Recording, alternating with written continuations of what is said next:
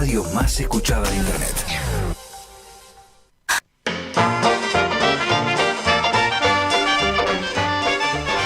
Bueno, y seguimos con más teatro, ¿sí? Y en este caso lo tenemos en línea a Fabián Bertonazzi.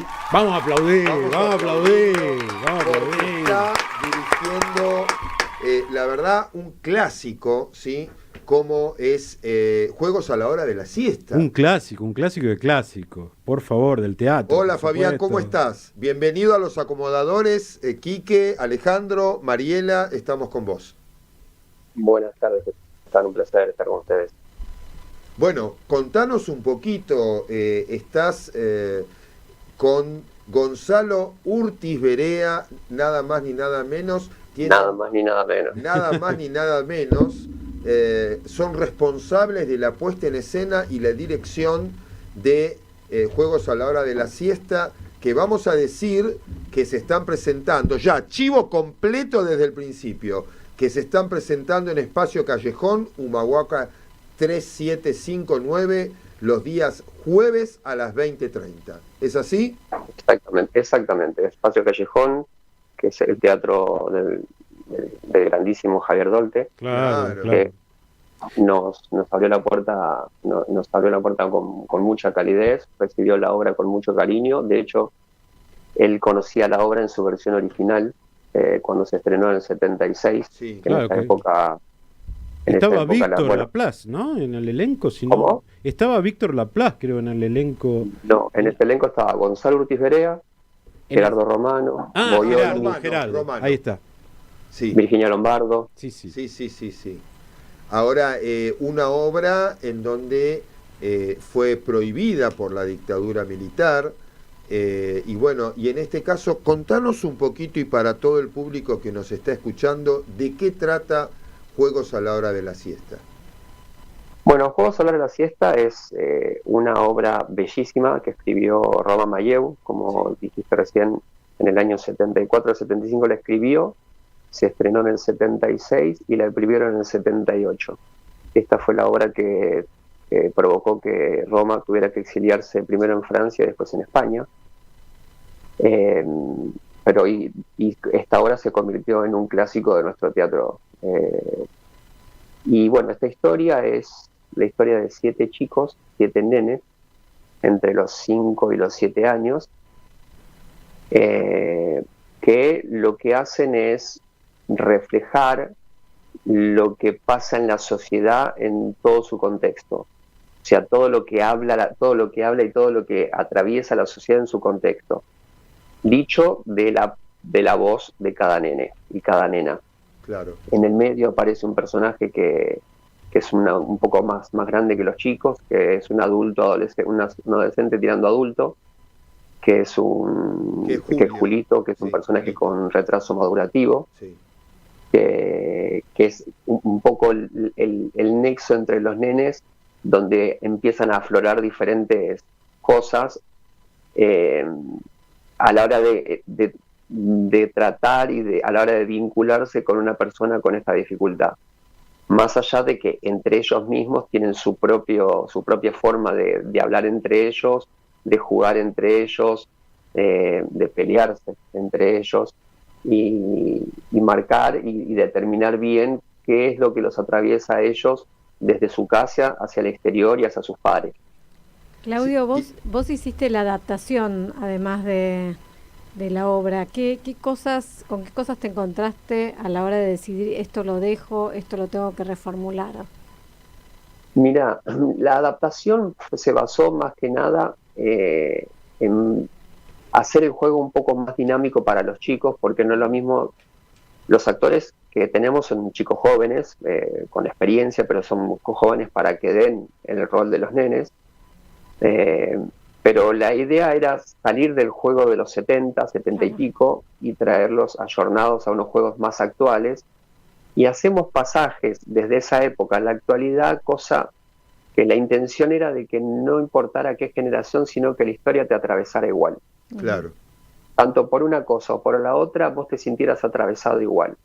Más allá de que toda la temática de la obra es completamente contemporánea por lo que habla de la muerte, habla de la sexualidad, del amor, de la amistad, de la violencia, sobre todo sobre la violencia como sociedad. Marca muchas cosas en las diferencias de clases sociales, las diferencias de clases en las familias, cómo se tratan los nenes que son de familias bien con los chicos que no tienen un poder adquisitivo más acomodado. Hay un vínculo entre ellos donde se refuerzan los celos, se refuerza la envidia, se refuerza el compañerismo, la amistad, la empatía. Hacen un ida y vuelta todo el tiempo donde se ve claramente la personalidad de cada uno de ellos y también lo que tiene cada uno en su casa. Y lo que te iba a decir, que sea el 76, 86, 96 o ahora, los chicos tienen, sin darse cuenta o dándose cuenta, pero son muy discriminatorios. O sea, lo sentí yo a mi edad y sigue pasando ahora, y en este caso... Chico. Sí, decime. No, decime, perdón, seguí. No, hablaba del tema universal, que no es un tema de tiempos, de la discriminación de los chicos. Los chicos son muy crueles. Exacto. Los chicos al no tener filtro y al considerar que siempre tienen la razón, son crueles. Y a la hora de cómo se dice ahora, el bullying, que antes se lo decía de otra forma, pero sí, el tenerlo de punto y esas cosas son bastante no son crueles, y ellos no son muy pocos los límites que tienen, que a medida que uno va creciendo va encontrando los límites, si es que los encuentra, porque hay adultos que también siguen en la misma, y eso es lo que se ve en la obra constantemente. Y lo que la obra determina es, más allá de que la historia no es verídica, pero los personajes sí son reales, porque Roma Mayeu se inspiró en 7 nenes que son reales.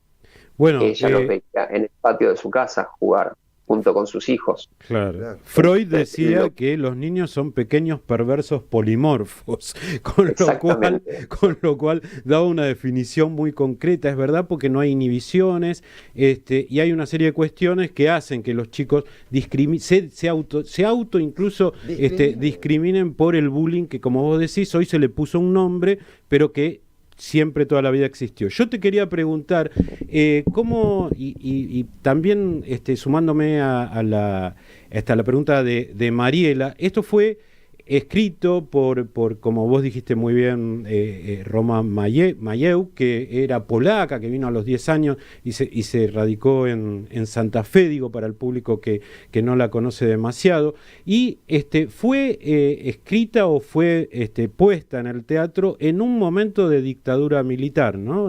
Han pasado casi 40 y pico de años. 48 años. Claro, ¿me puedes explicar vos como el puestista, adaptador y demás, cómo resuena hoy la obra con los temas que en ese momento irritaron tanto a la dictadura militar, que de hecho, como vos dijiste, Roma tuvo que exiliarse en Francia y España? ¿Cómo resuena hoy todos esos conflictos? Mira, lamentablemente hoy por hoy, de estos temas que pensamos que ya se habían acabado, no hace poco que se sigue hablando de lo que es la dictadura, los represores, y está todo el tiempo en la boca y en las noticias donde un tema que parecía ser terminado o por lo menos indiscutido, hoy se sigue discutiendo. Más allá de que la obra no se basa 100% en la dictadura militar, pero sí lo que hace es, en el lenguaje que creó Roma con estos personajes, lo que hace es decir las cosas de forma velada, para que en su momento no la prohibieran, pero bueno, llegó un momento que cayó la ficha y sucedió lo que sucedió, que de hecho tardaron mucho en cancelar la obra. La quisieron cancelar a los 8 o 9 meses, pero estaba tan premiada la obra que no pudieron. No podían. Pero como después, al tiempo, fue aparte de los espectadores, gente del arzobispado, que hay una escena muy fuerte con respecto a la iglesia, que no es en contra de la iglesia, sino es una reacción de una nena, porque la obra antes se iba a llamar Susana no quiere a Dios. Ese era el título original. No sabía. pero después se lo cambió por juegos a la hora de la siesta. Sí, porque ya de movida, sin leerla siquiera, No. la iban a sacar Claro. de cartel, obvio. Entonces hay una escena muy fuerte que realmente la gente se le pone los pelos de punta. Yo que tengo, como conozco mucho la obra, yo a la obra no la miro, sino lo que hago es mirar la cara del público cuando voy. Claro. A esa parte la gente es como que se le nota que le corre el frío por la espalda cuando pasa todo eso. Y cuando fueron del arzobispado a ver la obra, la gente de la iglesia protestó ante el gobierno cívico-militar como pidiendo que se la prohíba por herejía. Y sí. Entonces aprovecharon esa me denuncia de la iglesia para ellos hacer otro decreto, un segundo decreto, para poder cancelarla por explicar prácticas subversivas. Claro. Dios mío. Dios Sí, mío. sí, es una obra que tiene Ay, mucha Dios. historia detrás, ¿no? Que por ahí la obra habla más de lo que le pasó en sí a la obra en el momento que otra cuestión, ¿no? Porque son dos historias paralelas, la obra en Claro. sí y lo que sucedió con la obra, ¿no? Eso es muy interesante y eso se Claro. da cuando los textos, las obras de teatro interpelan, ¿no? Al poder en este caso. Al Y poder. ese es el mayor comentario de los espectadores, tanto en las críticas alternativas como la gente cuando nos hace las devoluciones al terminar la función. Lo primero que sucede cuando termina la obra y pasa un silencio de 3-4 segundos hasta que de a poco se empiezan a escuchar los aplausos, Claro. porque cuando termina la obra es como que no podés creer lo que pasó. Quedan un poco choqueados. Porque la obra te va llevando con una dinámica donde te encontrás cosas muy fuertes y con pastillitas de humor que suavizan un poco, pero el increscendo de la obra te va llevando al final, pero no crees que ese final realmente va a suceder. Y cuando ves que está pasando algo que es muy fuerte, pensás que va a terminar en un juego como todo. Y la verdad es que, bueno, ahí es donde la gente se sorprende, donde la obra dice lo que realmente tiene que decir, que es hasta dónde podemos llegar si las cosas siguen dando como se siguen dando. Estamos hablando con Fabián Bertonazzi, que está presentando un clásico como Juegos a la hora de la siesta en Espacio Callejón, Humahuaca 3759. Las entradas por Alternativa Teatral, como Alternativa siempre. Teatral, los jueves 20:30, un hermoso día y horario. Y te quiero preguntar cómo fue esa unión con Gonzalo, ¿no? Urtiz Berea. Y con Gonzalo es una unión maravillosa siempre. Con Gonzalo tenemos una amistad hace un tiempo ya, de trabajar en algunas cosas juntos, y encontramos un lenguaje muy parecido entre los dos a la hora de trabajar, donde la comunicación es, te diría, sin presumir, te diría es prácticamente con la mirada, porque es hablar entre nosotros y ponernos de acuerdo y ver creo que entre los dos sabemos perfectamente a dónde llevar cualquier producto que nos propongamos hacer, y entonces es hacer ese camino hacia ese lugar.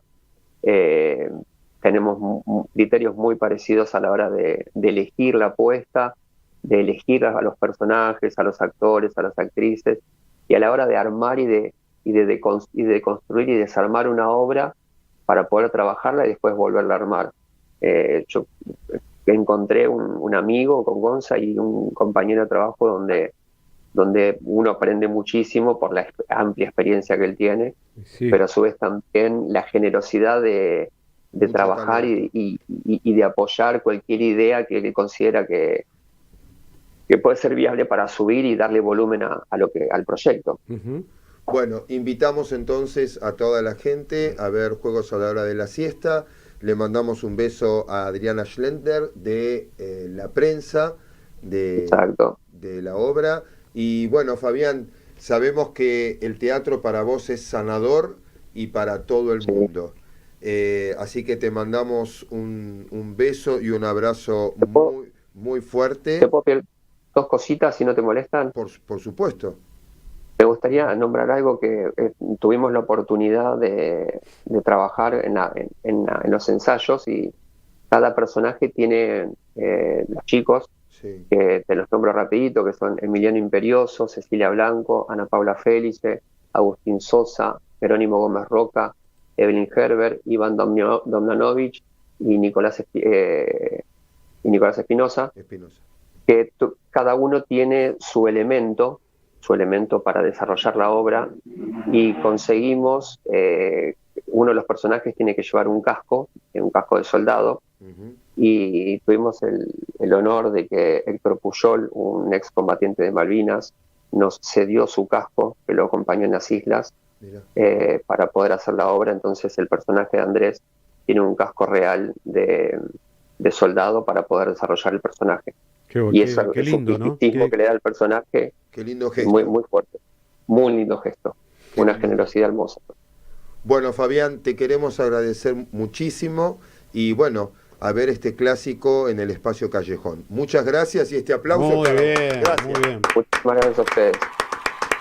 Espero verlos en el teatro. Gracias. Ya estaremos allá. Nos vamos a un separador chiquitito y terminamos el programa. Tenemos un montón para hablar de lo que nos gusta. Ahora empiezan los acomodadores. ¡Que se preparen!